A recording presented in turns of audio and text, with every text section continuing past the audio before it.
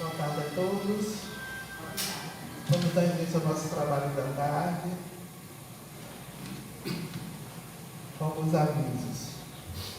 Continuamos com a campanha Doações de Alimentos Não Perecíveis para as Cestas Básicas e peças também para enxoval. Nós temos ali o nosso artesanato, quem quiser alguma coisa, pode dar uma olhada. E estamos com as inscrições abertas para o curso de acolhimento, que é inicial do Espiritismo. Hoje vai ter passe individual? Coletivo. Hoje nós teremos o passe coletivo. E temos também o nosso grupo de estudo, que é do ESE, dia de terça-feira às 19 horas. Hoje o nosso tema central será Predições do Evangelho e subtema Um Só Rebanho e Um Só Pastor, com o nosso irmão Luiz Carlos Salles. Vamos ler aqui o livro Agenda Cristã, que nos diz o seguinte: semeadura. Sua generosidade chamará a bondade alheia e seu socorro. Sua simplicidade solucionará problemas para muita gente. Sua complexidade provocará muita dissimulação no próximo. Sua indiferença fará manifestar frieza aos outros. Seu desejo sincero de paz garantirá tranquilidade no caminho. Seu propósito de guerrear dará frutos de inquietação. Sua franqueza contundente receberá frases rudes. Sua distinção edificará maneiras corretas naqueles que o seguem. Sua espiritualidade superior incentivará sublimes construções espirituais.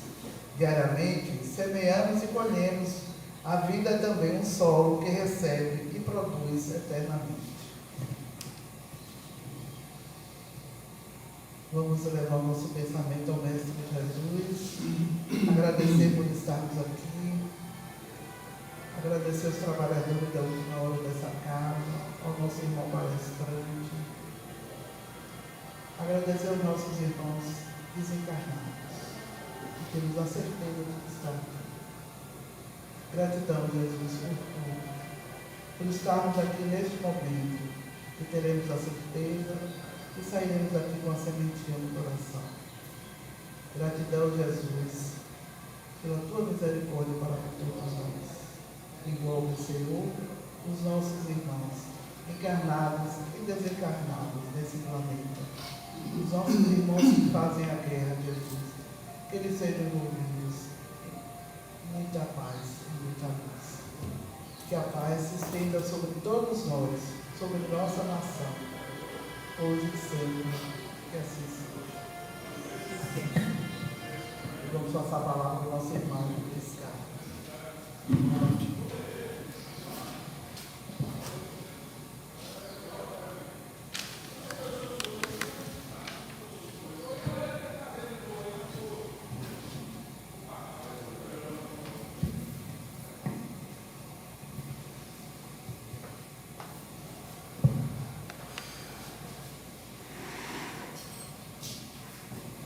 Que Jesus nos abençoe,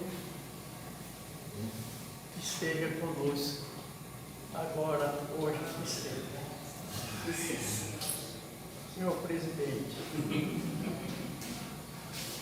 ainda bem, porque a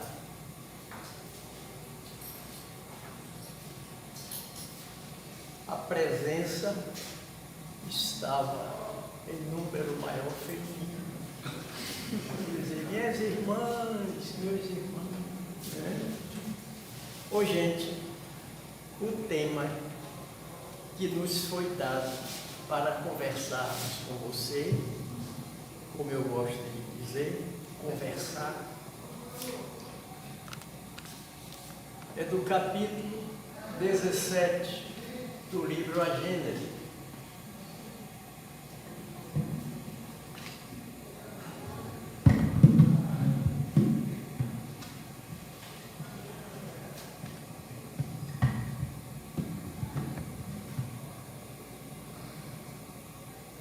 Capítulo 17 de A Gênese e que diz um só rebanho e um só pastor. Dá para ler, mas como eu fiquei em herança do meu avô Isidó, eu vou botar. Então diz assim o texto: tenho ainda outras ovelhas que não são deste aprisco. Nós sabemos, aprisco, onde as ovelhas eram guardadas. E ainda são, porque ainda tem muita criação de ovelhas e cabras. É necessário também que eu as conduza. Elas escutarão a minha voz, e não haverá senão um rebanho e um pastor. Por estas palavras, Jesus anuncia claramente que um dia os homens, ou seja, as ovelhas, como ele falou, se reunirão numa crença única. Mas como essa união poderia se fazer? A coisa parece difícil.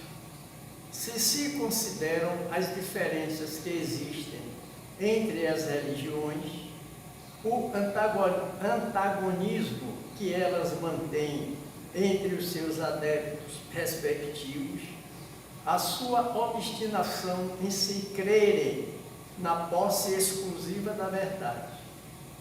Todas essas religiões querem muito a unidade, mas todas se iludem de que ela se fará em seu proveito, e nenhuma estende ou entende fazer concessão em suas crenças.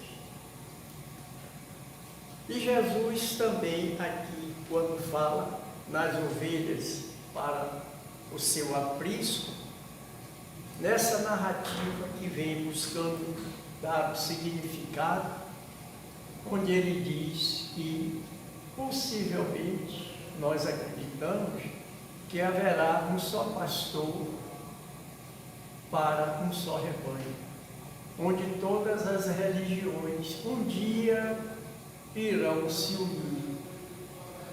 Mais adiante, na colocação da explanação que Kardec faz, ele fala também da unificação das ciências, no progresso das ciências. E o progresso e a evolução das ciências, de pouco em pouco, vai chegar ao ponto de todos os conhecimentos se unirem para o bem da humanidade. E isso, em verdade, já está acontecendo. A gente sabe que a Gênese é um livro de 1668, com 157 anos. Kardec já teve a visão do futuro de que, pelo menos há 10, 12 ou 15 anos, alguma das mais famosas universidades do mundo, como a de Princeton, na Inglaterra, Estados Unidos, são universidades que já vêm se voltando para os fenômenos da mente. E quando eles começam a trabalhar, ou começaram a trabalhar os fenômenos e os acontecimentos da mente, pela parapsicologia, pela psicanálise, eles foram descobrindo de que por trás de tudo isto que a nossa mente traz, que a mente humana traz, ela revela algo que é fora do conhecimento da Terra. É uma coisa que eles têm como ciência a doutrina espírita, e a reencarnação começou a ser analisada, começou a ser estudada a partir de psicólogos, parapsicólogos, dessas mesmas universidades e fora de lá, buscando fazer regressões mentais e que foram dar em uma mulher que se dizia um homem que se sentia uma mulher há 3, 4 séculos passados, que contava uma história. Então a gente vê que realmente as ciências vêm se unindo para perceberem, para estudarem que muitas das chamadas doenças, sofrimentos do corpo físico têm origem na área mental, na área psicológica, na área espiritual. Quanto ao que nós lemos aqui sobre a união das religiões, que se torna difícil, por quê? Porque cada segmento de uma religião, mesmo admitindo se unir a outras, mas desde que seus preceitos, as suas verdades é que prevaleçam sobre as demais. A doutrina espírita, que é, em verdade, uma filosofia, é uma ciência, porque foi trabalhada, foi apresentada através de pesquisas, de perguntas, de experimentos, e é também um indicativo de vida de religiosidade para com o eu e aquele que nos deu a oportunidade da vida. Ainda assim, no Brasil, o maior país espírita do mundo, nós já tivemos em recenseamentos do IBGE, há alguns anos passados, em que o Brasil tinha 4 milhões de espíritas. 4 milhões de espíritas. Neste último censo, diminuiu, passou para 3 milhões e 200 mil espíritas. Agora, no que diz respeito àqueles que não se dizem espíritas, mas são simpatizantes, nós vamos chegar a 30 milhões. O que são os simpatizantes espíritas, mas não se dizem espíritas? Naturalmente, quem vem ao centro toma passe, quem vem ao centro pega uma água fluidificada, quem vem ao centro trazendo um parente, se não para si mesmo, para tentar fazer um tratamento espiritual. Aqueles que têm problemas mediúnicos e que entram nas mediúnicas, mas quando são chamados ao recenseamento, eu sou, digamos, católico ou católica, em sua grande maioria. Eu tenho um exemplo vivo disso muito interessante. Durante 10 anos, eu fui todos os anos, durante 10 anos, a Semana Espírita de Irecê. Irecê é uma cidade pujante, uma cidade grande. Lá do lado tem a região de Irecê. Então, o Centro Espírita Jesus de Nazaré. O primeiro ano eu cheguei, fiz a palestra numa sexta-feira, num sábado eu vim embora, peguei o ônibus, 7, 8 horas de viagem de ônibus.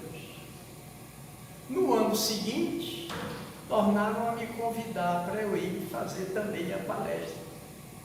Para que vocês tenham uma ideia, naquela época, foi de 1909 a 1919, 10 anos. Então, no segundo ano que eu cheguei para fazer a palestra, me convidaram para que eu ficasse também no sábado e no domingo, porque eles faziam a Semana Espírita, semana de 3 dias.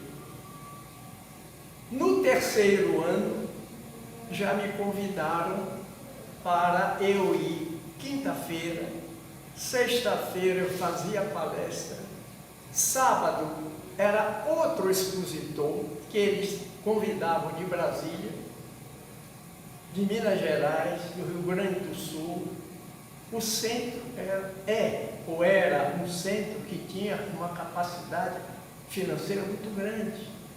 Médicos, dentistas, psicólogos, professores da faculdade, 90% eram espíritas na cidade. Era uma coisa impressionante. E mais impressionante, o que é que eu estou trazendo? Porque tinha a reunião às 9 horas da manhã. Tinha uma palestra dia de domingo, 9 horas da manhã. Tinha uma missa de 7, de 7 e meia, de 8 horas, na igreja que ficava a pelo menos uns 100 metros distante.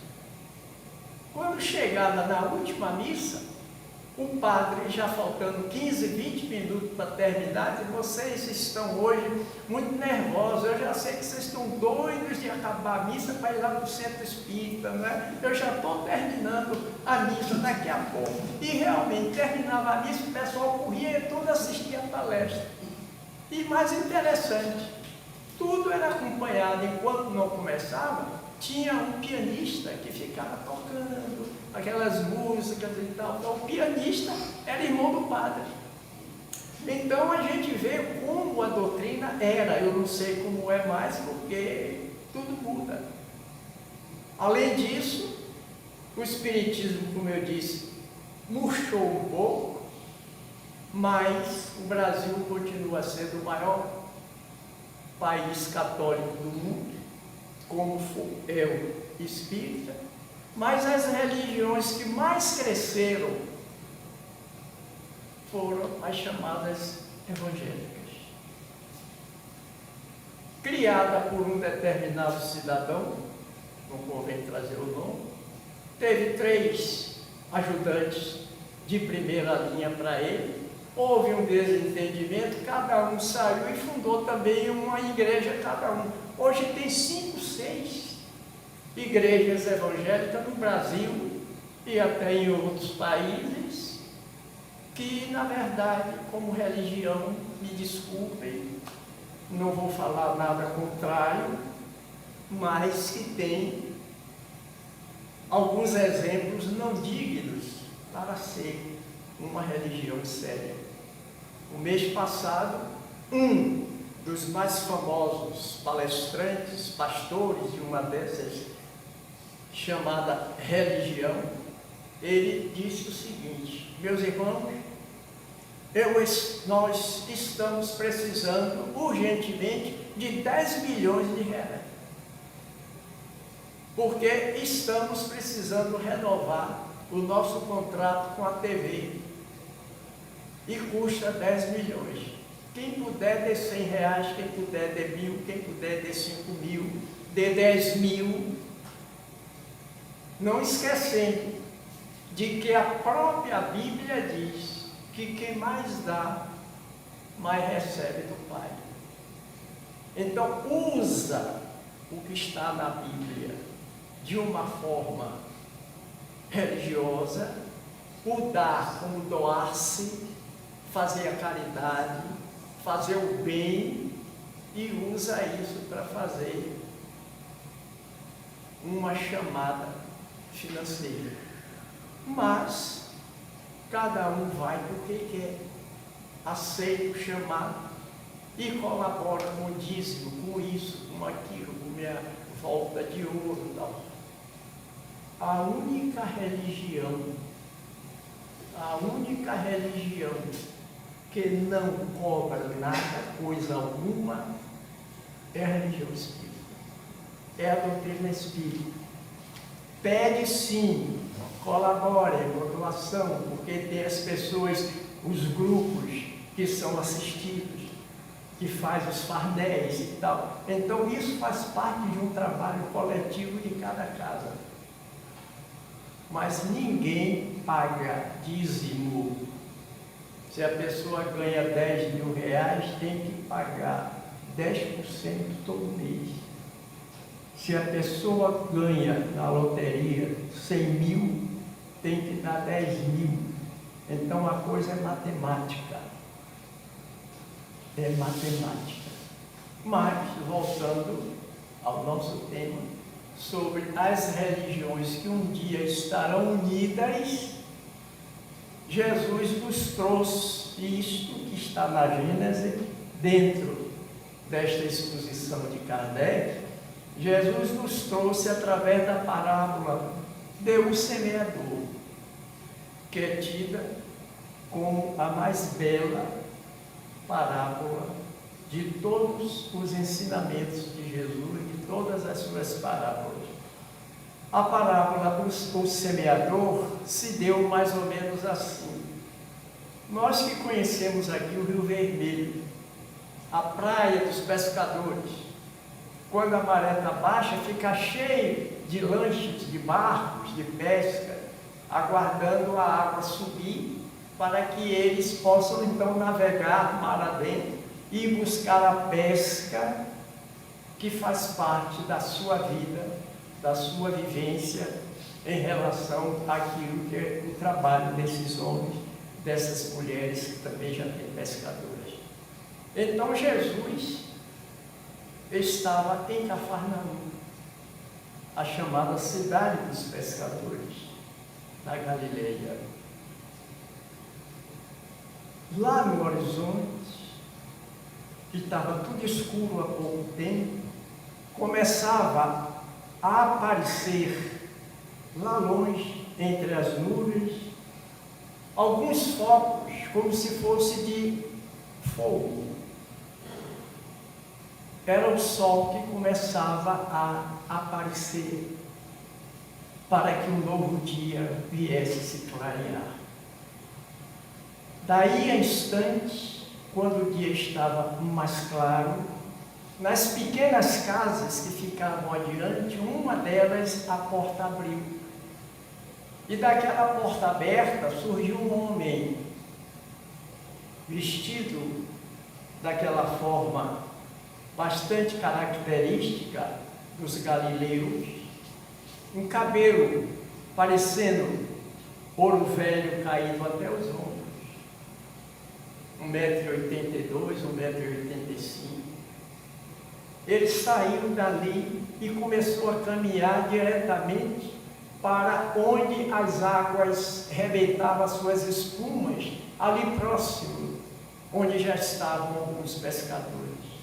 E logo que ele surgiu, Jesus, começaram a aparecer pessoas de todos os lados, como se estivessem esperando tão somente que ele ali se fizesse presente. Aquela casa era a casa de Pedro, onde ele passara aquela noite. E ele chegou ali junto e foi andando, margeando as espumas que se quebravam ali na areia. E o povo foi acompanhando. Quando ele viu que já estava formando uma multidão, ele subiu num dos barcos, sentou na proa, que era a parte da frente do barco, que ficava mais junto à praia. Sentou-se, acomodou-se. Uma parte das sementes caiu no caminho. As pessoas que passavam de um lado para outro não lhes davam importância, pisavam as sementes e vieram algumas aves e comeram algumas das sementes ali caídas.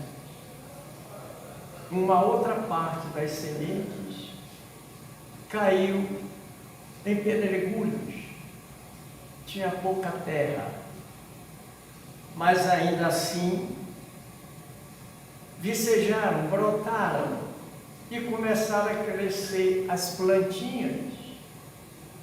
Mas como a terra era pouca, o sol, quando chegou à parte mais alta do céu e mais forte, as queimou e elas murcharam por falta de terra. Uma outra parte das sementes caiu num terreno onde tinha espinheiros. Elas vicejaram, começaram a crescer, mas os espinheiros também crescendo as abafaram e por falta de terra e por falta de luz, elas morreram. Mas uma parte das sementes caiu numa terra fértil. E as sementes brotaram, cresceram e frutificaram. Uma dando 100 por um, outra dando 60 por um, outras 30 por um. E Kardec vem dizer que essa parábola de Jesus se refere exatamente àquelas pessoas que, como as sementes que caíram no caminho e as pessoas passavam para lá e para cá, são pessoas que ouvem o chamamento, mas não lhes dá importância e seguem adiante para lugar nenhum, cheios de preocupação, mas sem darem a devida atenção a uma das coisas mais importantes para a vida do ser humano, que é não perder a sua ligação com o Pai. A outra parte das sementes que caiu num pedregulho e que tinha pouca terra, são pessoas que chegaram a escutar a voz daquele que lhe levava a palestra, que lhe levava a mensagem. Escutaram, mas não se entusiasmaram, não se interessaram, coração duro como pedra, e seguiram adiante. Uma terceira parte ouviu, a princípio se interessou, achou muito bom, mas não pôde deixar de lado as suas relações comerciais, as suas convivências sociais, o meio onde viviam, e isso estava acima de tudo e de qualquer coisa, principalmente de algo que eram ensinamentos religiosos. O que são ensinamentos religiosos?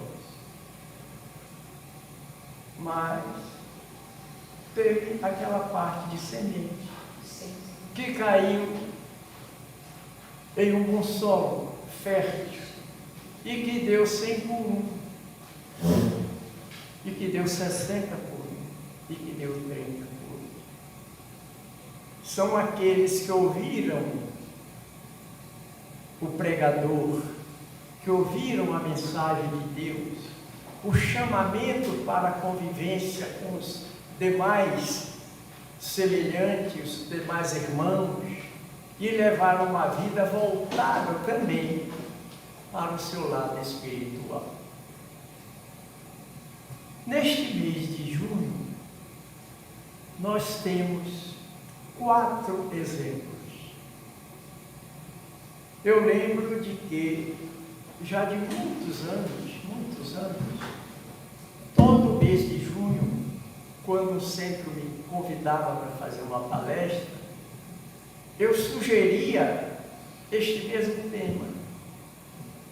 E hoje, coincidentemente, estamos em junho, e eu não poderia esquecer de trazer essas sementes que Jesus lançou na terra da terra, e que brotaram 200 por 1, muito além daquilo que seria 100 por 1. Então nós temos, no mês de junho, 4 exemplos do cristão por excelência. Hoje, 14. Ontem, 13. Dia de... Alguém sabe? Dia 13 de junho?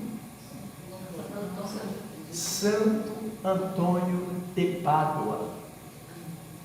Também Santo Antônio de Lisboa. Lisboa fica em Portugal. Pádua fica na Itália. Afinal de contas, por quê? Santo Antônio não era Santo Antônio. Santo Antônio nasceu Fernando de Bulhões, de uma família aristocrata, de alta representatividade no país português, uma família dotada de caráter dos mais respeitados, de situação financeira muito bem resolvida. E Fernando, a grande maioria dos homens portugueses nascidos em Portugal, ou chama Antônio ou chama Fernando. E meu querido amigo, que já se foi para o outro lado, português, que saiu de Portugal e veio para Salvador, Antônio, o seu filho chamava Fernando Antônio e a sua filha Antônia Fernanda, para ver como esses dois nomes em Portugal é uma coisa muito forte. Fernando de Bulhões, nascido nesta família citada, ele era de um temperamento quase que divinal. Era um senhor, era um jovem, não um senhor, um jovem, calmo, tranquilo, tinha visões. Ele ia visitar doentes, quando ele saía, os doentes se sentiam muito melhores. Havia, inclusive, convites específicos de pessoas que nem conheciam, mas era recomendada. Chamam Fernando para vir aqui, quando ele vem, que ele conversa, tal, não dava passe, ele não era espírita. Ele era apenas um cristão, apaixonadamente um cristão. E quando ele chegou a uma determinada idade, ainda jovem, e que percebeu a família onde ele estava imbuído com aquela grandeza de sociabilidade, tal, não tinha nada a ver com ele. Ele se mandou para a Itália. E chegou na Itália, se matriculou naquele colégio, naquela agremiação de Francisco de Assis.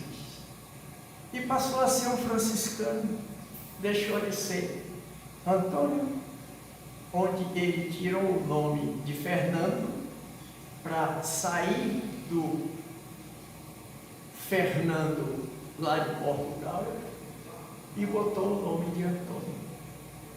E passou a ser um dos mais efetivos seguidores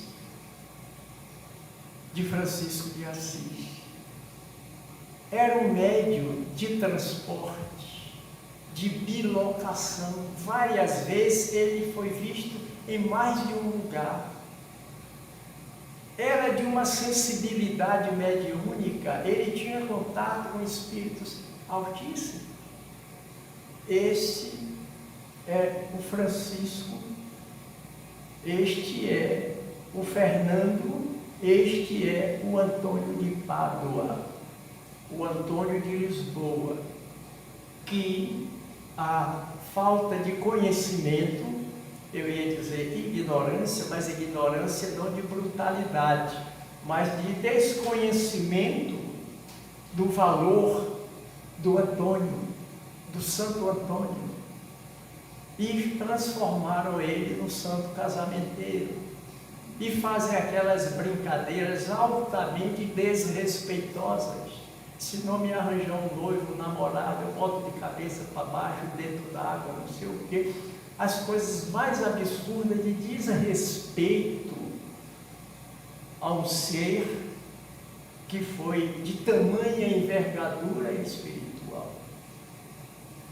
Mas, do dia 13 de junho, nós vamos para 24 de junho, 23 São João. São João, aquele que batizava, aquele que há 6 séculos antes de Jesus foi Elias. Elias, que foi um profeta rígido, austero, combativo. Combativo não é só no bom combate, no combate de combate mesmo, de guerra. Porque no tempo de Elias havia na chamada religião de Roma, a religião da Grécia e de grande parte lá naquela época, um politeísmo. Não existia a Igreja Católica, Apostólica e Romana, que só veio surgir a partir do século VIII. Era a Igreja Romana, que era politeísta, tinha vários deuses. E dentre essas religiões politeístas, tinha uma que era muito briguenta, muito violenta, e eles tinham como seus deuses politeístas Baal e Moloque. Os adoradores de Baal e de Moloque obrigavam as pessoas a se ajoelharem, de rezar para o Deus dele, os deuses que estavam no céu. E Elias combatia todas as religiões politeístas, porque ele já era monoteísta, ele já acreditava no Deus único. E um dia, ele passando por um determinado vilarejo, estava ali onde havia um rio, onde tinha uma praia, estava ali um grande número de seguidores de Baal e Moloque, e fazendo aqueles rituais e tal. E Elias não gostou, porque achava que era um desrespeito à natureza e um desrespeito ao seu Deus. Ele tinha seus seguidores, que não eram poucos, e ele foi até aquele grupo e discutiram, quase entravam em luta corporal, mas alguém teve um pouco de senso de dizer: vamos fazer o seguinte, já que você é o Deus único, que você diz que é o único Deus que existe, e do lado de cá a gente acredita que tem vários deuses, vamos armar uma fogueira e vamos pedir aos nossos deuses para acender a fogueira. Aquele que acender a fogueira é o Deus verdadeiro, os outros não existem. E ele topou. Armaram uma fogueira. E os seguidores de Baal e Moloque começaram a fazer aqueles cantos, aquelas coisas, pedindo para acender a fogueira. Nem Baal, nem Moloque, nem ninguém tomou conhecimento. É porque esses deuses não existiam. Elias subiu ao Monte Carmelo, que ficava bem ali ao lado, orou para o seu Deus único e pediu que Deus lhe desse, isso consta da Bíblia, que Deus lhe desse o testemunho da sua presença acendendo a fogueira. Desceu, naquele instante houve um trovão, um raio desceu e acendeu a fogueira. Os outros sacerdotes dos outros deuses ficaram boquiabertos. E por que os nossos deuses não acenderam? E que fez Elias com os seus seguidores? Mandaram que eles fossem embora? Não deixaram um vivo. Mataram todos. Tiraram a cabeça para mesmo em cadáver, eles não pensassem em outros deuses, e jogaram suas cabeças no rio Quizon, que fazia aquela parte da praia.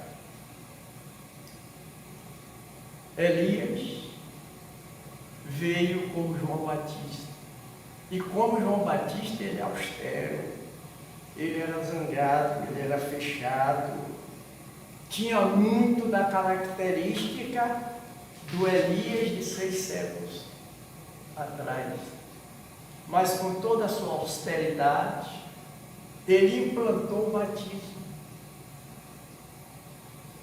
para todos aqueles que quisessem mudar de vida a partir daquele momento, seria lavado. E ele, lavado, perdia todos os seus pecados, deixava de ter tudo aquilo ruim que fez na vida e saía para o outro lado como uma pessoa nova. Quando Jesus foi ao seu encontro e que ele se ajoelhou aos pés de Jesus, Jesus o levantou pelos cotovelos: Senhor, tu deves me batizar. Porque mandava que o mais alto, o mais importante, é quem batizava o menos importante. E Jesus disse: não. Pelas Escrituras convém que tu me batizes. E o que dizia as Escrituras? E que ainda diz até hoje, porque não foram apagadas.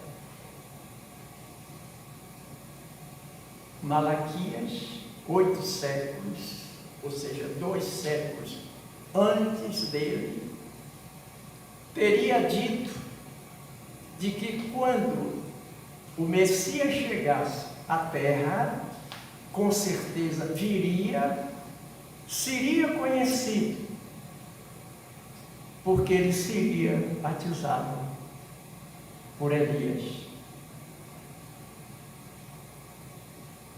Mas Elias foi há 6 séculos antes de Jesus.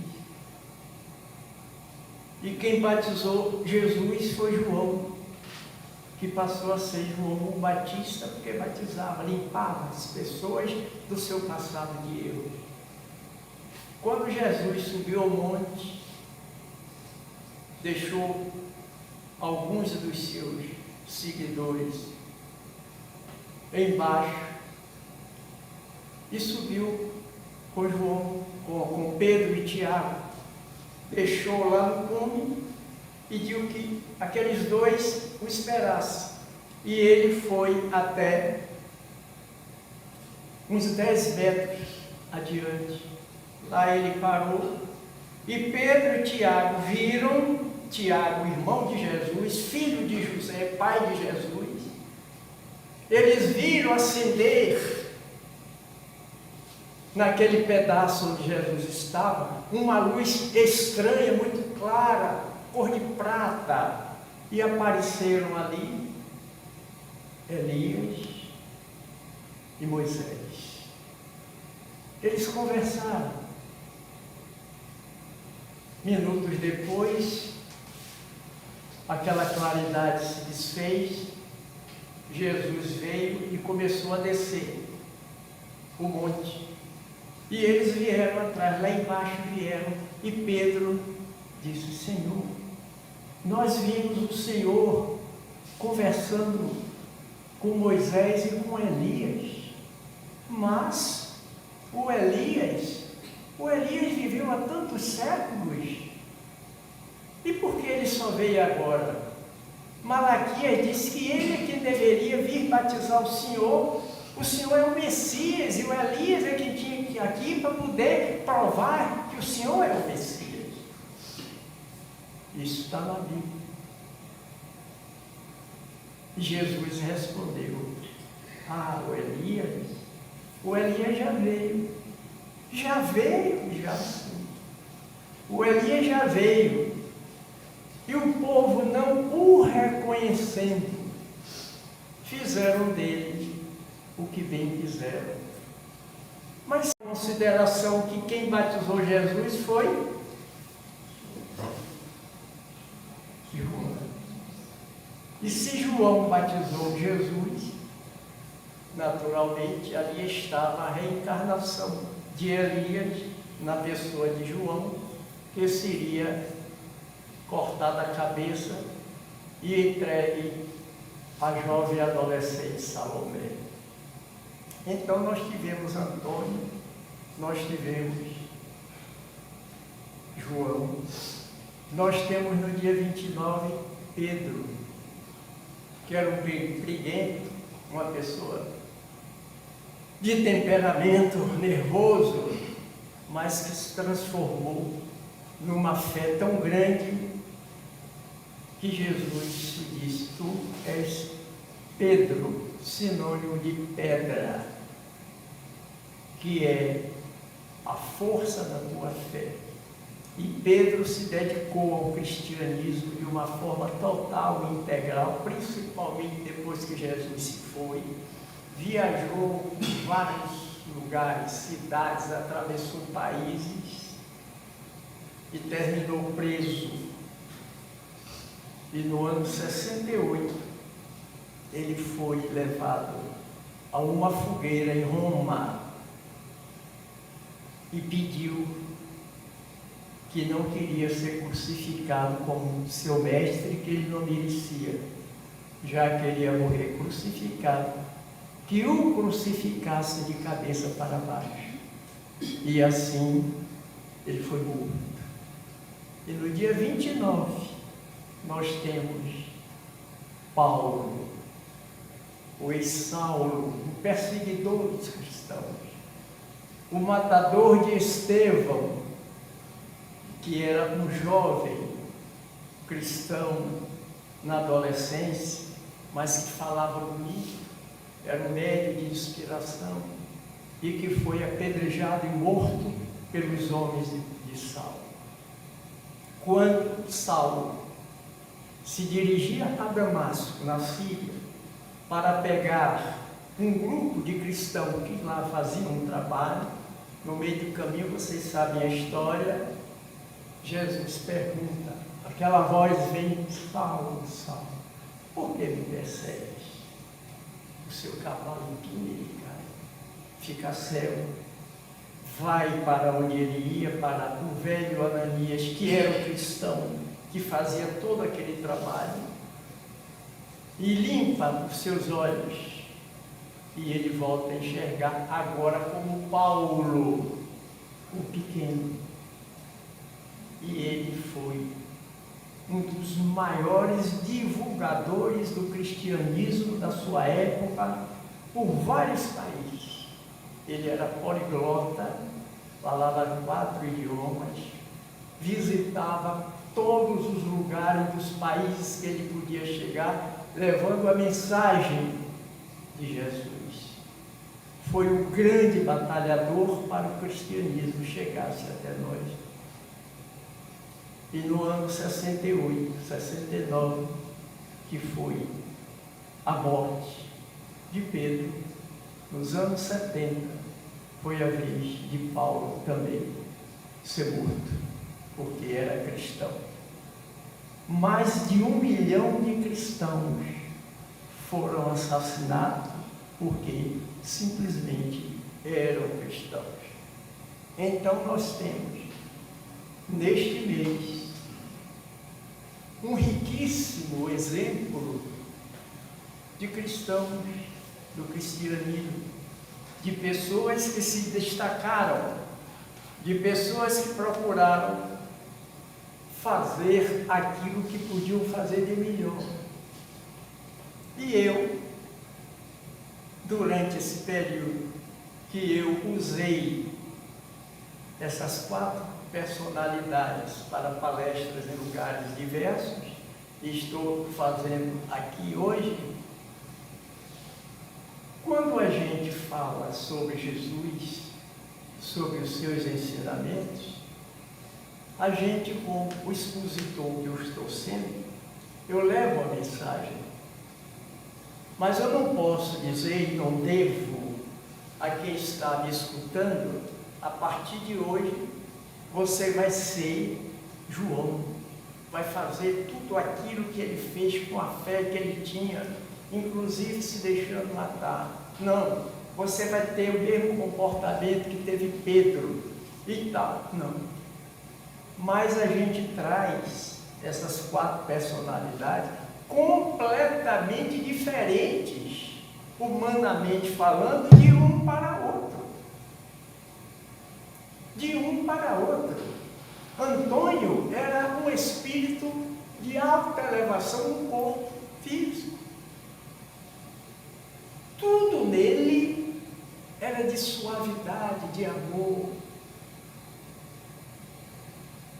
João era grosseiro, saía de casa ainda jovem, 12, 13, 14 anos, saía de casa, a mãe ficava preocupada, o pai, e ele se embreava pelos matos, levava dias desaparecido.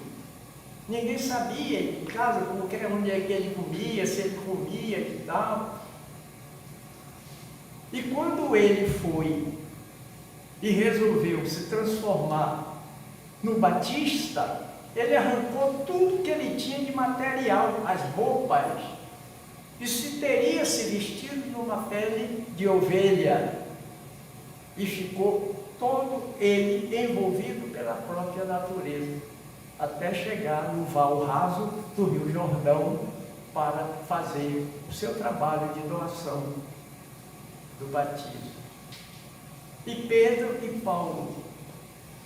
Então, minha gente, meus queridos irmãos e irmãs, quando eu comecei a fazer esse trabalho, toda vez que eu fazia, e hoje eu devo fazer também quando chegar em casa, eu vou recordar tudo que eu falei e me perguntar: e aí? Eu falei dessas 4 criaturas, eu estou mais para ser quem? Eu estou me identificando mais com quem dos 4? Hoje, agora, aí eu tiro logo Antônio de Pádua, né? Porque esse não tem porquê eu nem pensar em ser mais parecido com ele. Então eu fico com João, eu fico com Pedro, principalmente esses dois, e Paulo, porque foram 62 anos, até hoje, 14 de junho, fazendo palestras espíritas, levando a mensagem de Jesus. Estava dizendo a Dila, Salvador da Ribeira, Itapuã, 32 centros. E aí voltava as cidades todas, Feira de Santana, tal. Portugal, Espanha, Bélgica, França. Levei a mensagem de Jesus aos 4 cantos do mundo, onde eu pude chegar. Então eu me sinto um pouco Paulo. Eu não persegui cristão nenhum. Então eu não sou Saulo. Me sinto mais Paulo pelo que Paulo fez, pelo bem do cristianismo. E às vezes, nos meus momentos de deseducação, eu também sou Pedro. Eu ralho, que meus filhos que o digam, não é? Então eu fico entre Pedro e Paulo. Cabe a cada um de vocês chegar em casa, tranquilo, lembrar, sim, o Luiz Carlos falou isso, e eu estou mais para quem? Hoje e agora eu me sinto mais quem? Antônio, João, Pedro, Paulo. Isso é bom, porque a gente sintoniza com essas almas missionárias e a gente descobre alguma coisa boa e o que ainda a gente precisa melhorar. E são esses votos de melhora, de crescimento espiritual, para que a gente chegou aqui, tomou um corpo, aprendeu no Espiritismo que a gente vem aqui não para pagar, a gente vem para consertar os nossos erros, para reparar o que fizemos errado, consertar. Não há cobrança, tem que pagar, não. A gente vem reparar. E a gente, com consciência dessa nossa missão, que o que estamos vivendo aqui, agora, atualmente, tem a ver com a encarnação anterior, diretamente, e algumas coisas de outras, e ao mesmo tempo que a gente está vivendo aqui agora, são atos, são comportamentos que estamos costurando a nossa próxima reencarnação. E sempre lembrando de que quando bater em nossa porta, dizendo: Luiz Carlos, chegou a hora, vamos.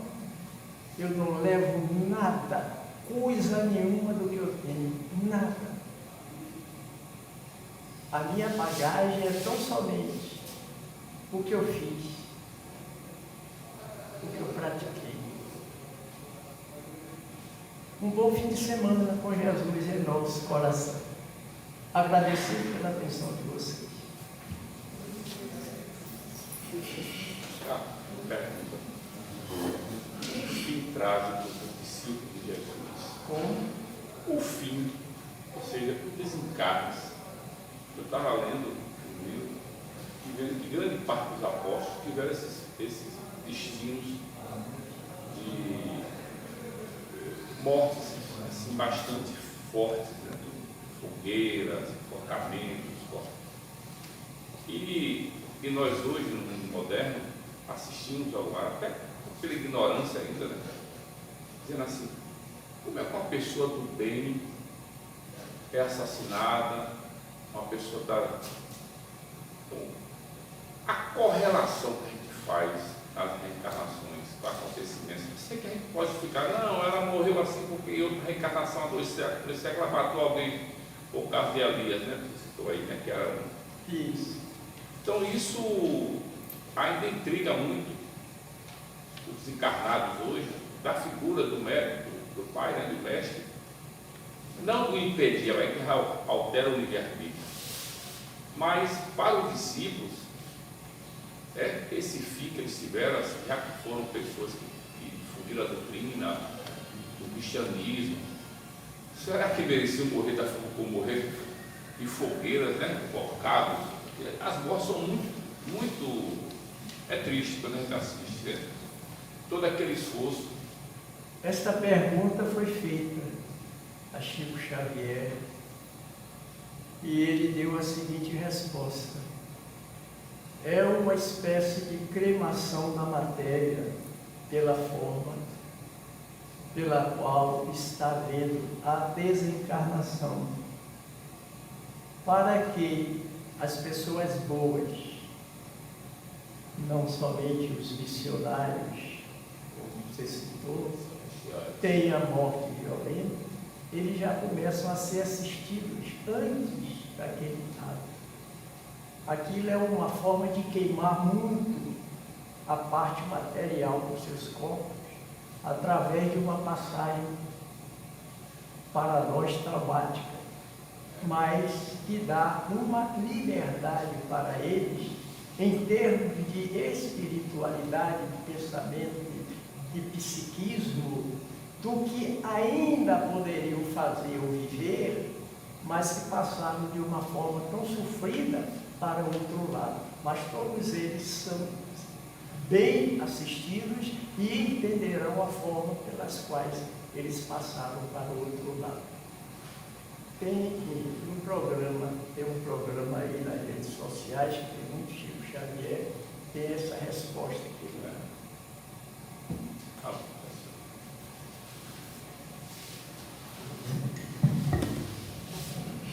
Queremos agradecer ao nosso irmão Luiz Carlos. Muito obrigado, que Deus te abençoe e volte sempre. Vamos passar para a última parte, que vai ser o nosso passe coletivo. Pedir a Jesus, aos leitores da casa, que envolva a todos, pedir aos nossos irmãos passistas que se posicionem para que possamos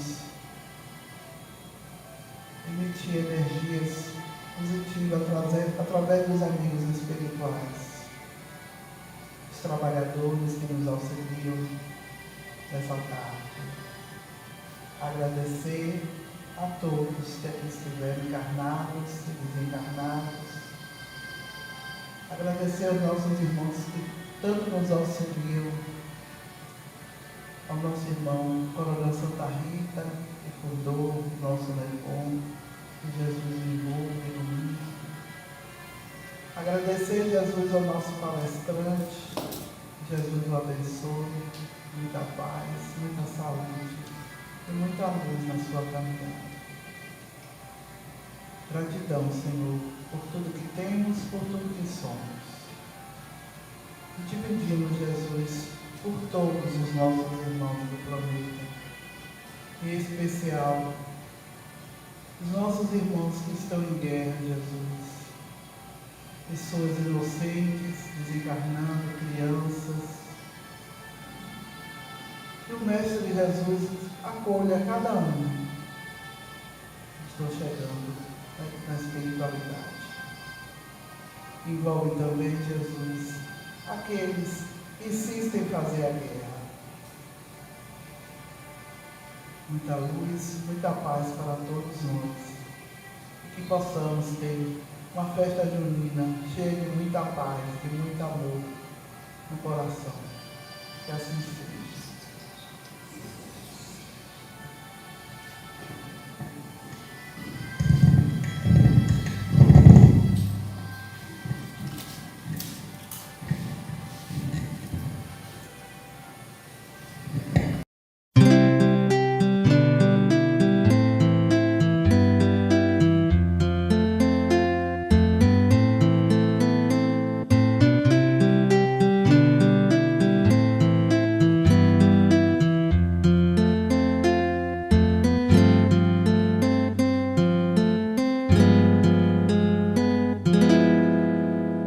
Jesus, no silêncio da prece, teus irmãos a ti pedem paz, para aliviar um pouco as aflições. Senhor, enxugai nosso pranto, precisamos do teu amor e sentir tua presença envolver nossos corações. Por isso